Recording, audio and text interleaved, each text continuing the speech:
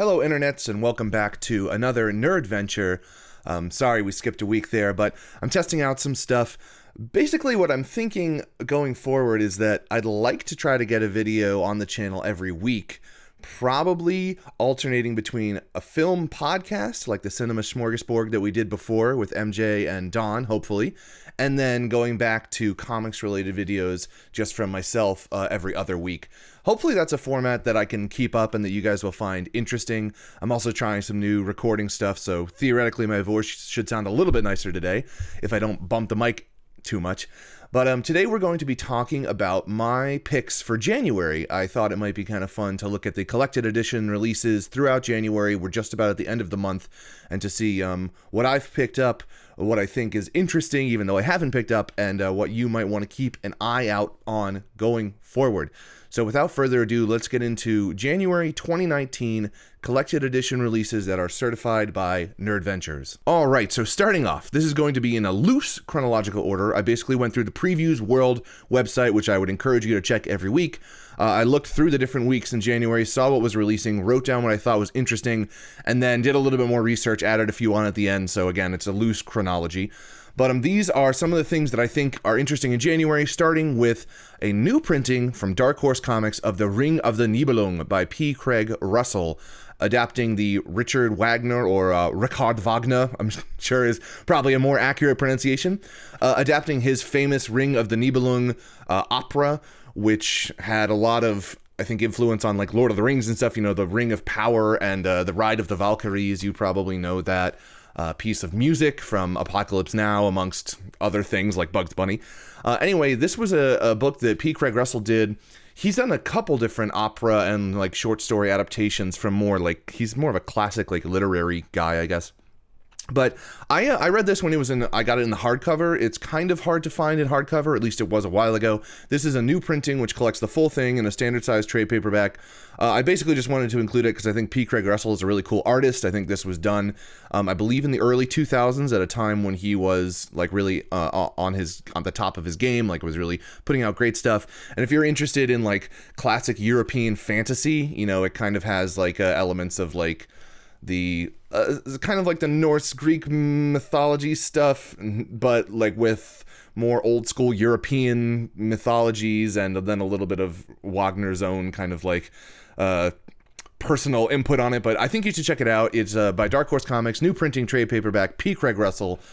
Give it a whirl, or at least look through some pages if you haven't heard of it. Next up is one that I certainly won't be picking up because it's prohibitively expensive, and I tend to not really read artist editions as much as I would like to think I would, but this is the Jim Lee Artifact editions. The DC Legends, I guess, is a line that IDW is putting out for some of its artist editions, and this is a kind of collection of various Jim Lee original arts from over his years at DC Comics. It's $125. I think maybe some places might do it at like $100, so a slight discount. But it is expensive nonetheless.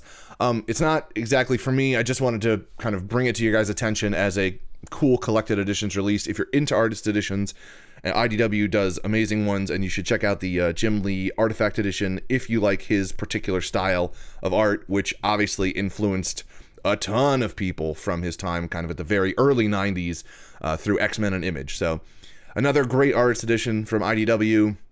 I love their output.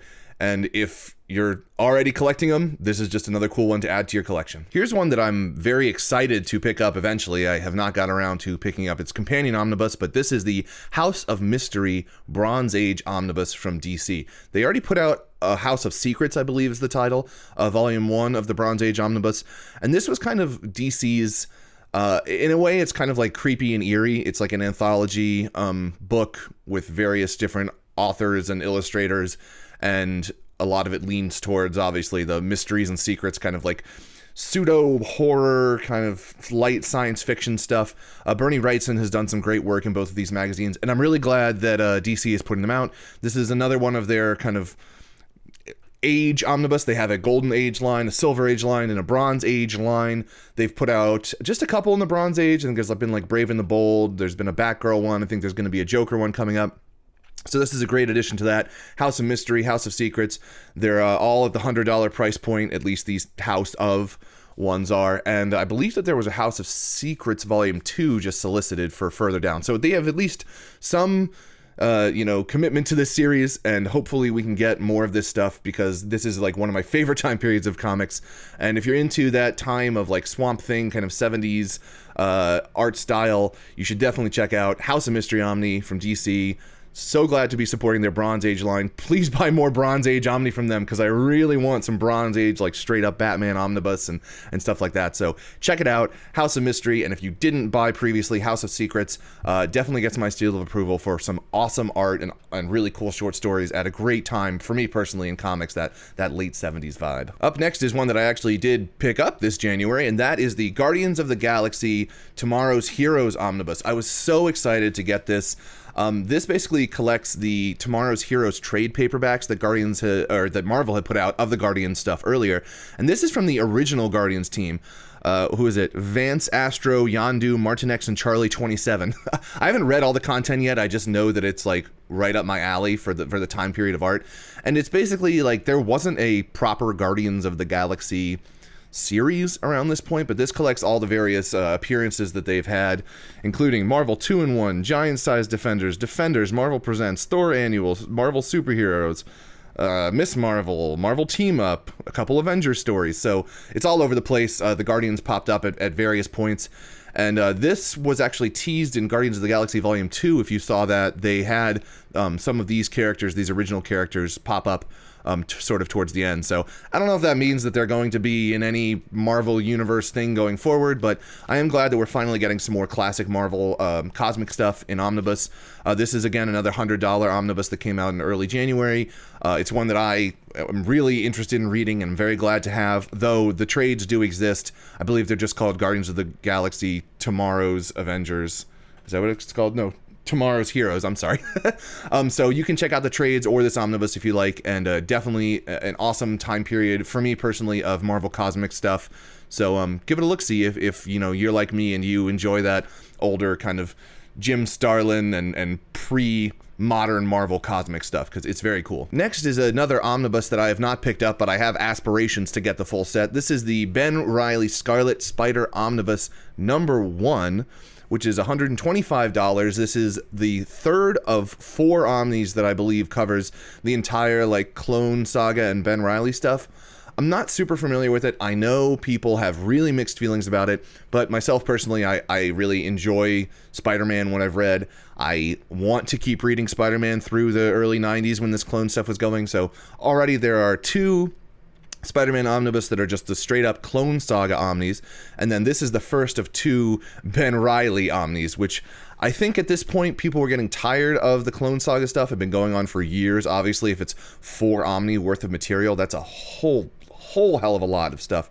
So I know people were tired of it at this point, but if you were interested in this time period of Spider-Man stuff, if you have nostalgia for the 90s, because of when you were reading it, or if you just like the art from that time, like I tend to, then I would recommend checking this out. It's $125. It's a Spider-Man Omni, so it's not the cheapest. It might be going for cheaper later in its lifespan if it doesn't sell that well. I really don't know what the attachment rate of this thing's going to be, but just wanted to highlight that it did come out, and I myself am interested in getting the 4-volume Clone Saga set eventually. So yeah, check it out. It has some notoriously good and notoriously bad stuff in it, so give it a look-see if the 90s is for you. Next, we have a newspaper strip, or I guess full page as it was, but this is the Prince Valiant Volume 18, 1971 to 1972 by Hal Foster. Prince Valiant, an amazing series if you are into classic like strip comic art, although what Hal Foster doing was more of like big Sunday page art, that he was doing with Tarzan and with Prince Valiant. He is a beautiful draftsman. I mean, his draftsmanship is amazing. His humans and proportions and everything is just really lovely. I personally am waiting to pick up these in the slipcases that Fantagraphics has been doing.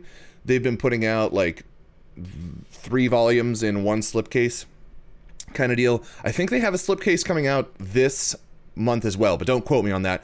All I know for certain is that they have this 18th volume of Prince Valiant, and if you're interested in following it, here's the next one for you.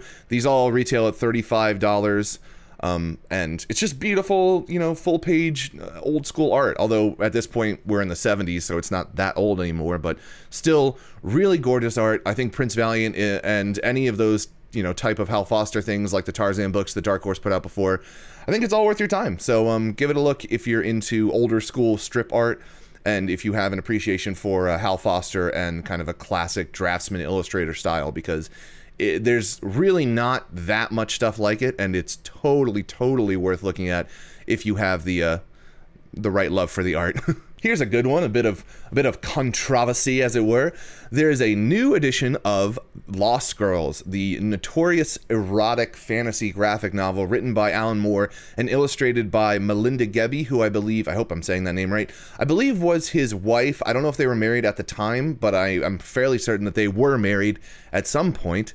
And this is a pretty well-known, again, like erotic book, kind of taking some of the classic characters like the Alice in Wonderland-esque characters, where is it, Wonderland, Neverland, and the Land of Oz. So taking all of those childhood adventures and smutting it up a bit. But I know it was a big step for erotic comics kind of being recognized a little bit more. I mean, they've existed for a long time.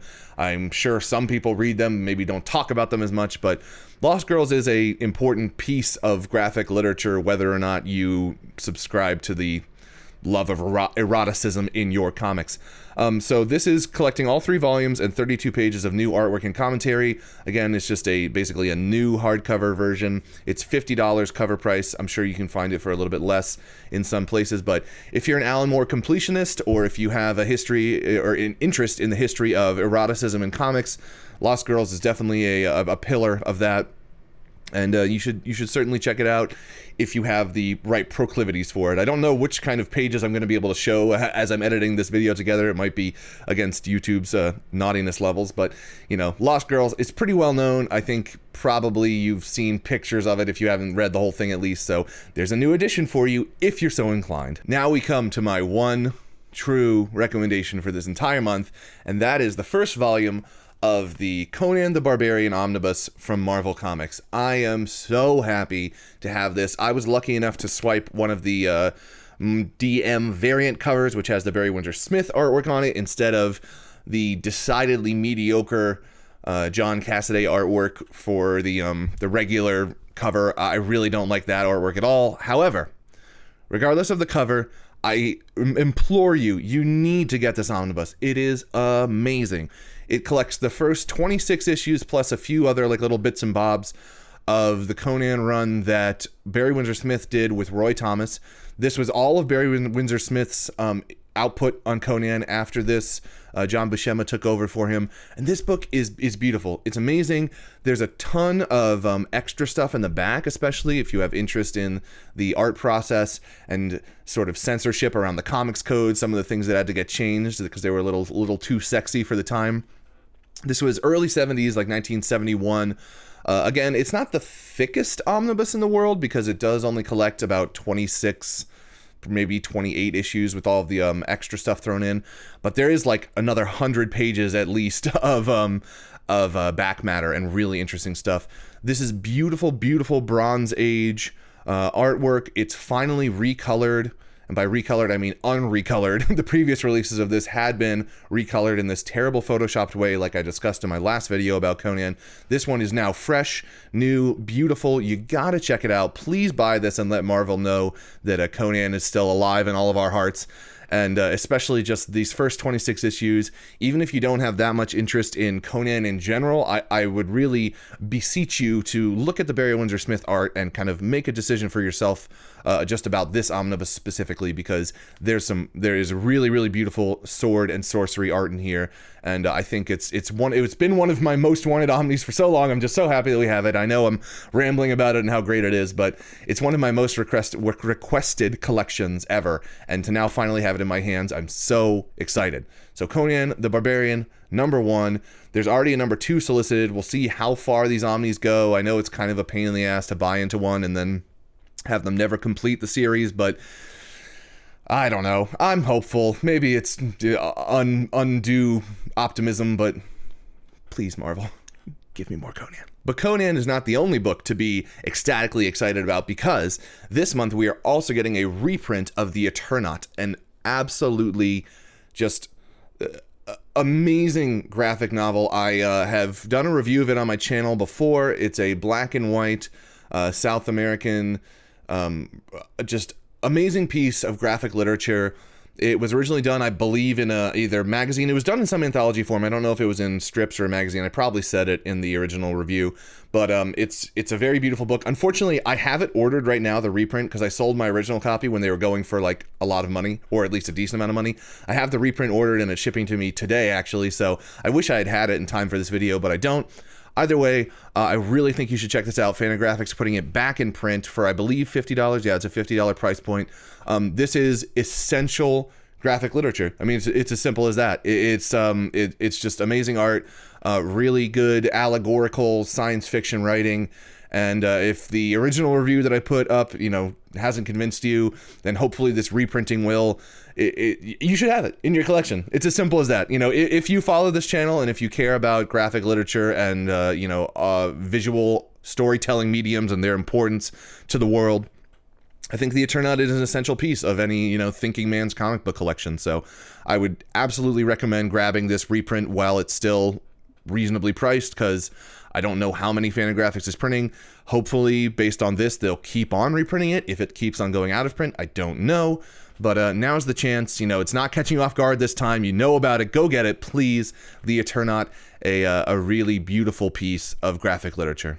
And the last book I wanted to mention today is one that I have not read. I really was totally unfamiliar with before this previews world expedition that I went on. But it is called Polar by a name Victor Santos. Don't know this man. This was basically a book that he was putting out as a webcomic. I think just doing page by page for a bunch of years. And Dark Horse has put out a few collections, but right now there is a Netflix movie coming out, I think on the 25th. So I think tomorrow, as I'm recording this, starring Mads Mikkelsen, which is adapting this Polar, this spy story. And it looks really cool. Dark Horse has already put out a few hardcovers. Right now, though, in January, they're reprinting Volume 1 in correlation with the Netflix movie.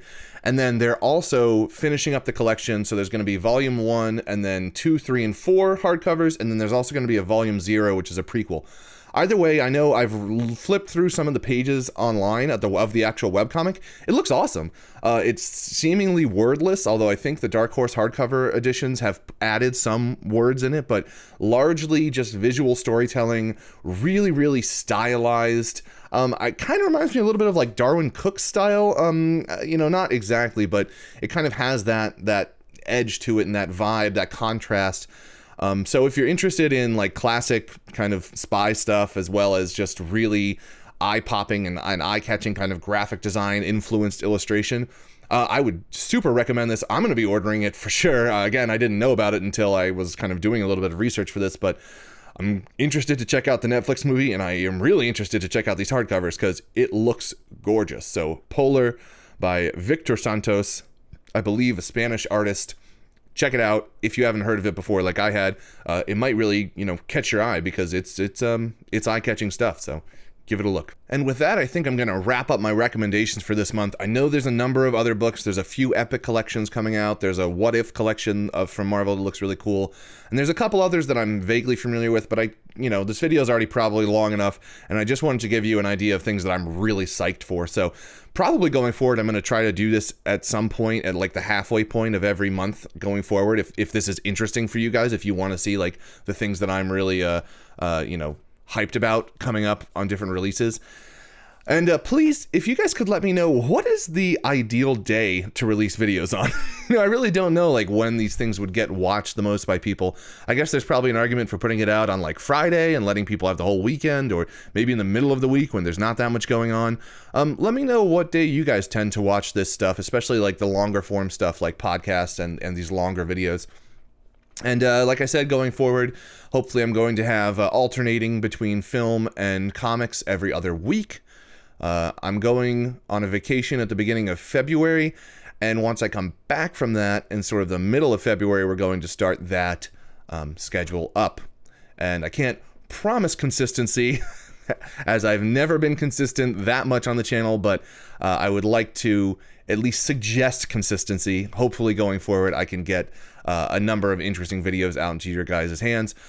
Please tell me what you would like to see me do videos on. Some people had mentioned that they wanted to see my picks for movies and comics from each decade, which I think would be cool, 60s, 70s, and 80s. Pick out some good stuff from there.